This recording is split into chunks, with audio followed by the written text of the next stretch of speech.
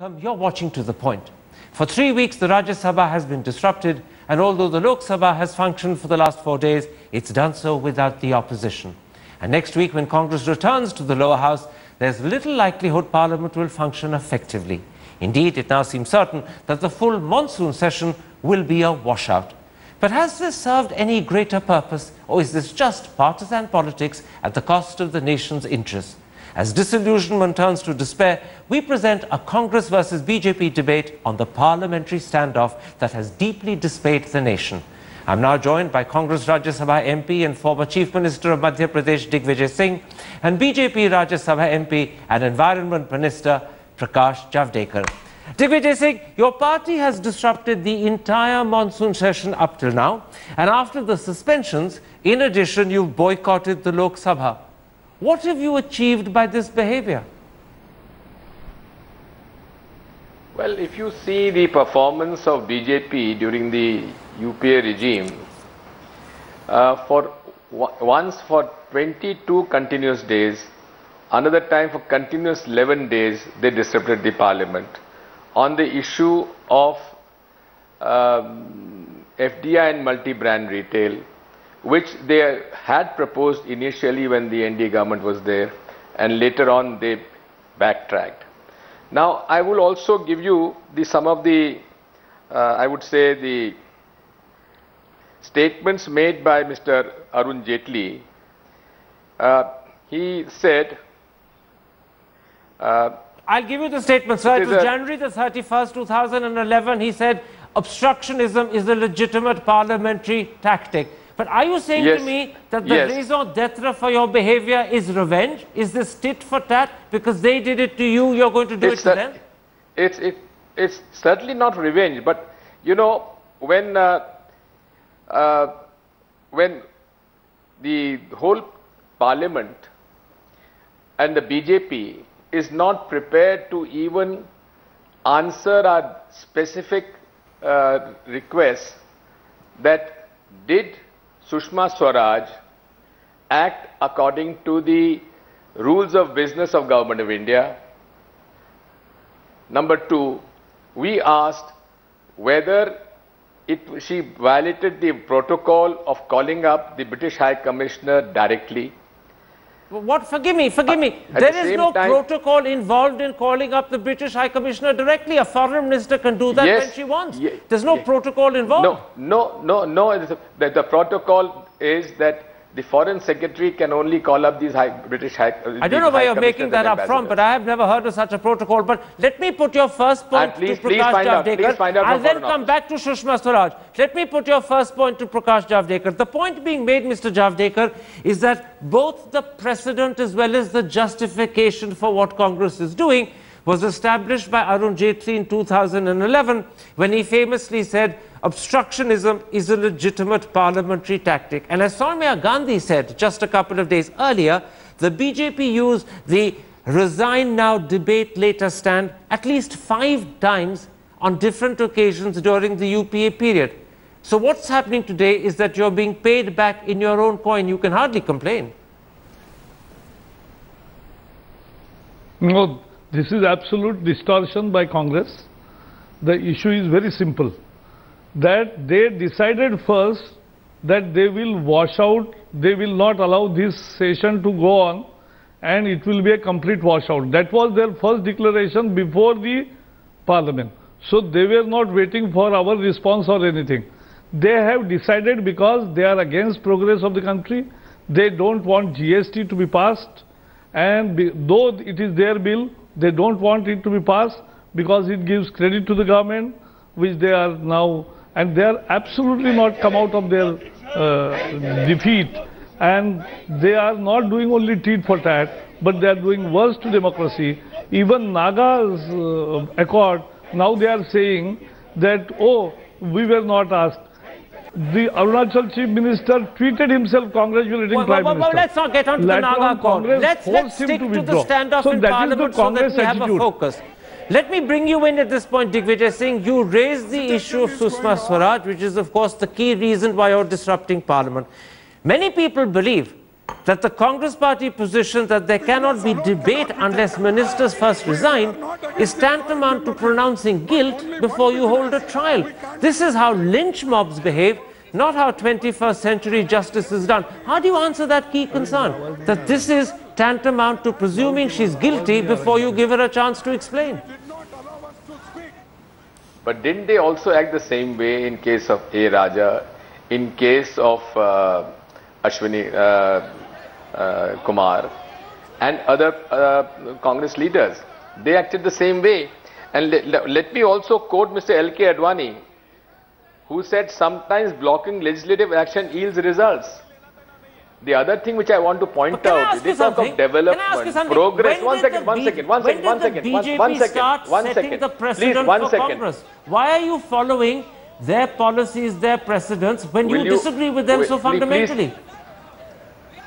Well, I would like to point out to Mr. Javadekar that when you talk of progress and development, your finance minister has said, why is Congress party opposing the GST bill? It is almost the same as 2006-2007, which Congress party introduced. Stick for now to Sushma Swaraj. Why Mr. Arun Jaitley? Why Mr. Arun Jaitley has not replied to the issue? Has not replied to the issue that why did they wait for 8 years to bring in the GST bill when they could have supported, we could have passed the GST bill in 2006-2007. We stick to one issue at a time. We are not against development. We are not against progress. I'll come to GST in a moment's time, but let's stick to Sushma. We'll come to GST after that. After all, it's over Sushma that you're holding our parliament, not over GST. Explain to me, why do you believe it's essential she must resign before a debate when many people who are not even politicians turn around and say this is tantamount to presuming guilt before you have a trial? Answer that key concern. You see, the point is, even her statement yesterday completely missed the point. The point is, did she not violate the rules of business of Government of India as prescribed? Did she take the Foreign Office into confidence in her office, in External Affairs Ministry? Where is that file which prompted her to write an email to the British authorities? She denies writing emails. On humanitarian grounds. She denies writing emails. But she accepted the fact. She said, I have done it on humanitarian grounds. No, not writing She has not denied the email. She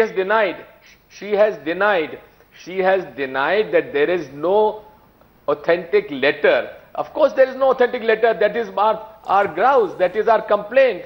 That she has not followed the established rules of business of government. Let's bring in Mr. Javadekar on that point. Mr. Javadekar, what you're hearing from Mr. Digvijay Singh is that there is a certain way these things are done. The Foreign Secretary should have been consulted, a file should have been opened, a certain set of procedures should have been followed. Mr. Digvijay Singh is also saying that, in fact, the rules of business were not observed. How do you respond to that set of first concerns from Congress? After yesterday's clarification by Sushma, actually Congress should apologize, nation and Sushma ji also, for wasting so much public money and time and disrupting the parliament. Because she has made it very clear. What was the Congress charge? Congress charge was that she helped a criminal. First, Congress allowed him to run away from the country. But that's another thing. Can I point out, you can't call him a criminal because even now he doesn't face charges, except very recently. So how do you call him a criminal? I am coming to that. That is what I say. So they are saying when he is not proclaimed offender, but that's another issue. The issue is, she said it very clearly, I have not recommended that they should give passport to him or give travel documents, because his wife is also her friend and she was in cancer and last stage and a very difficult operation. She said on humanitarian ground, I only said when it was asked whether Indo-British relations will be spoiled. She said if your rules permit, you take your call. but these are not the issues on British and Indian relations will be spoiled. You're getting it slightly wrong, Mr. Javadekar. I want to clarify before I go back to Mr. Digvijay Singh. First of all, she wasn't asked. She suo moto telephoned the British High Commissioner herself. So she intervened where she wasn't actually asked by the British to do so. Secondly, but she has not said that give him travel documents. She didn't stop at saying if your rules permit. She actually removed the obstacle Mr. Chidambaram had put as a result of which he wasn't getting a British travel document. Congress says that's tantamount to a recommendation and impropriety. So she is completely, no, let me tell again, Karan, she is completely not done any impropriety, nothing of the sort.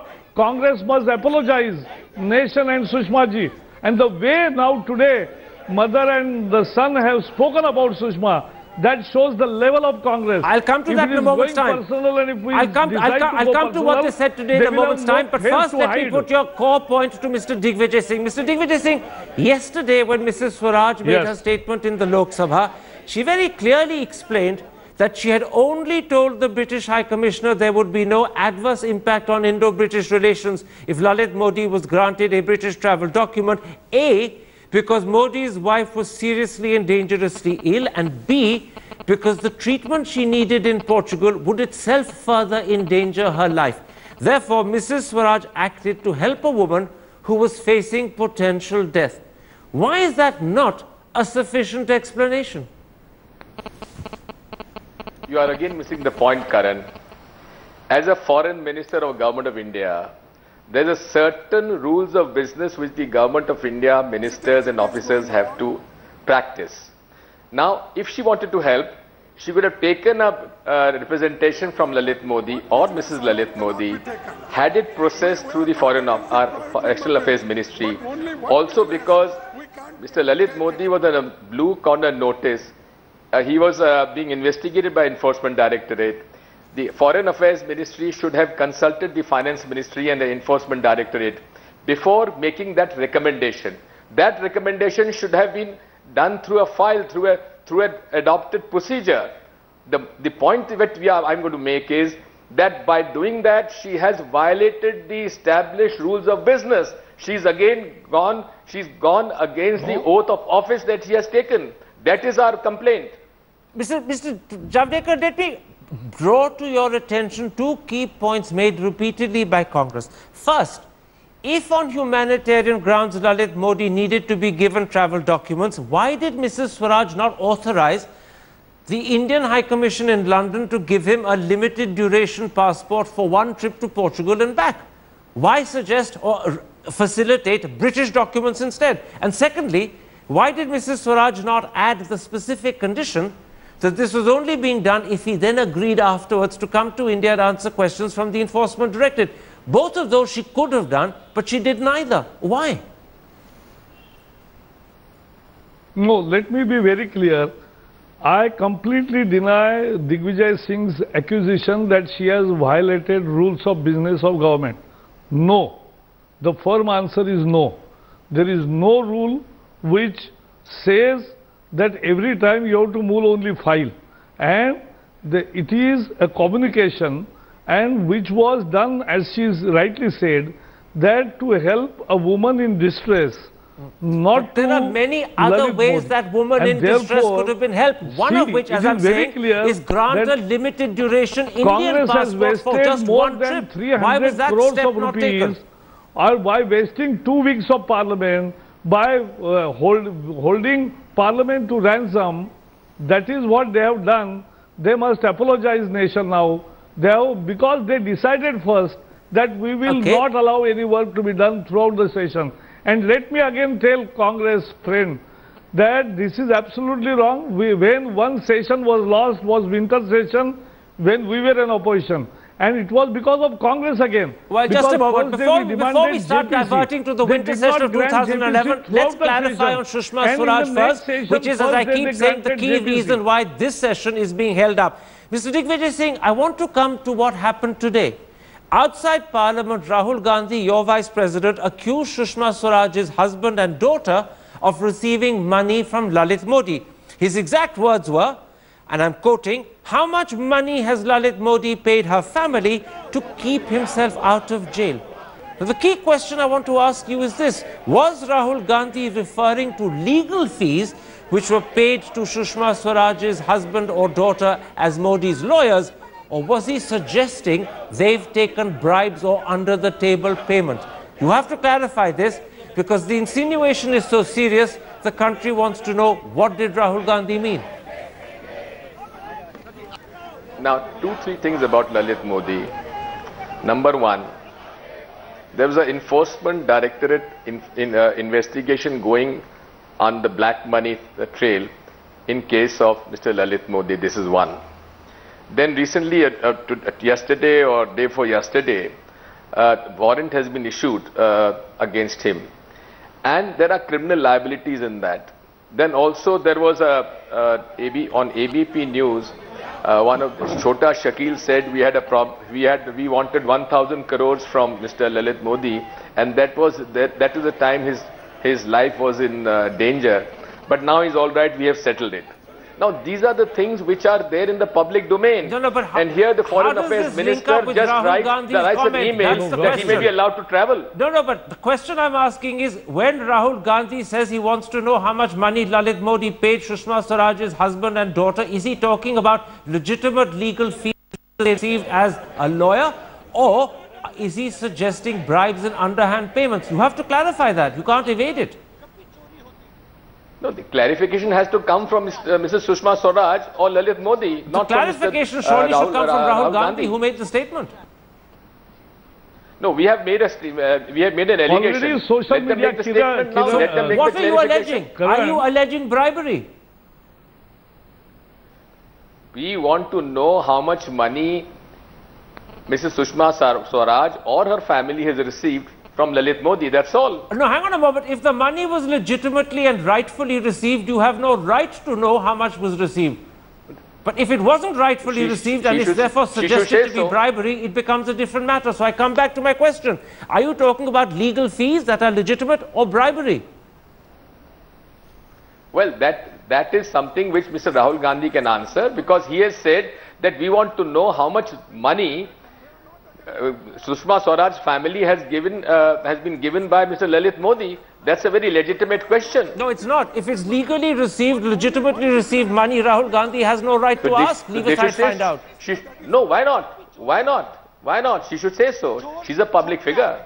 All right, let's come to Prakash Javadekar. She's gone out of her way. She has gone out of her way to help them. Well, let's come to Prakash Javadekar. First of all, Mr. Javadekar, how do you respond to that very cleverly or very deliberately, dubiously worded statement, take your choice of adjective, where Rahul Gandhi could be implying that Mrs. Swaraj or her husband or her daughter have accepted bribes or some other form of underhand money? How do you respond to that? Yeah, and I'm seeing your headline on your screen also, that he said it's thief. If he's thief, and if this is the level on which Congress has stooped so low, this dialogue will be means Congress will be paid back in the same coin, and already social media has started doing it. If you are calling Sushma ji thief, or charging her of bribery, or charging of her accepting money, this is absolutely not only ridiculous, condemnable. If then people will raise question about all the resources and all the expenditures you are doing. But the issue is very simple. This is absolutely undone. You must apologize, because in politics there is a sense of decency. You have crossed all limits of decency today. Before I go back to Mr. Digvijay Singh, Mr. Javadekar, I want to ask you one question. Son says that they have taken money, do you believe, and he wants to know how much money has been paid. What you are talking? Silly. But that's the question I want to ask you. Do you believe Rahul Gandhi has Mr. Javadekar, listen to me. Do you believe, as Mr. Digvijay Singh was arguing, that Rahul Gandhi has a legitimate right to ask that question and receive the information how much money Sushma Swaraj's husband and daughter received from Lalit Modi? Or do you believe that behind use of clever language, Rahul Gandhi is alleging that they have accepted bribes or underhand money? Which do you interpret this to be? Tell me that, Mr. Javadekar. No. all the advocates appearing for various clients receive their fees, and if there are so many lawyers in Congress, and today Sahara Shri is being represented by Kapil Sibal, so every time now you are going to ask fees of advocates. If this is the level of Congress they have reached, that shows their desperation. Okay. The issue is very simple. They are charging, they are doing baseless allegations, and they are doing worst kind of politics India has ever witnessed. All right, and people have already defeated them. I see Mr. Digvijay Singh's hand going up. I want to have one more round of questions on Sushma Swaraj before I move on to other issues connected with the standoff.